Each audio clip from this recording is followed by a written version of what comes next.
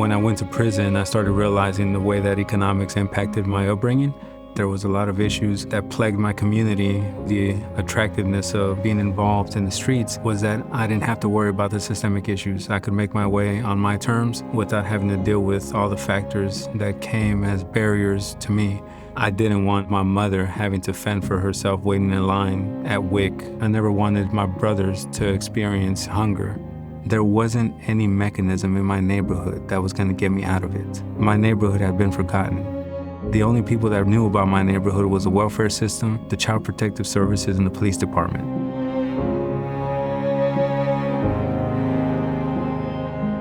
I missed out on the majority of my earning years, moving into a career, having kids, developing generational wealth, trying to establish myself in my community. I came home at 36 years old and I'm starting at a deficit of -20. I can't earn enough in the next 20 years to make up for 20 years of lost time. You take a youth out of his environment, how does he learn about the world?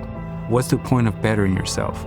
But all of a sudden, I found a community that was bent on improving themselves in spite of their sentences. The San Quentin News is the state prison newspaper that's been around since 1940s.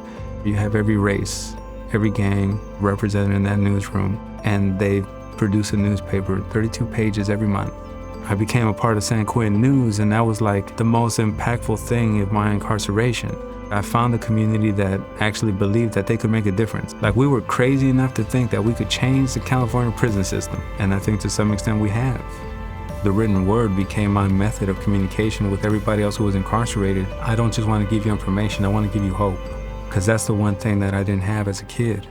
And I think to some extent, me being at the San Quentin News is what led to Governor Jerry Brown commuting my sentence. When I transitioned out of prison, I already had a sort of prison resume. I had managed a business for a year and a half before I got out, and somebody was crazy enough to believe in me again and gave me a job managing a $3 million project for the Bureau of State and Community Corrections.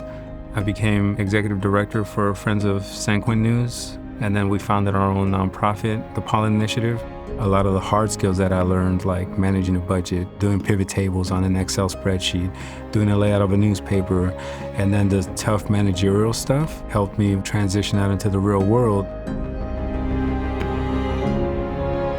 But I think at the base of it all is just the soft skills that I learned working in an environment with a lot of volunteers and a lot of people who were selfless in their sacrifice to just be involved in something that was going to benefit our community. Those skill sets that I learned at San Quentin News, that was the building block that actually opened the door for me. And then after that, I just kept learning. You can't quantify what personal investment means to people inside of prisons. I am the man that I am today because they helped me believe in myself.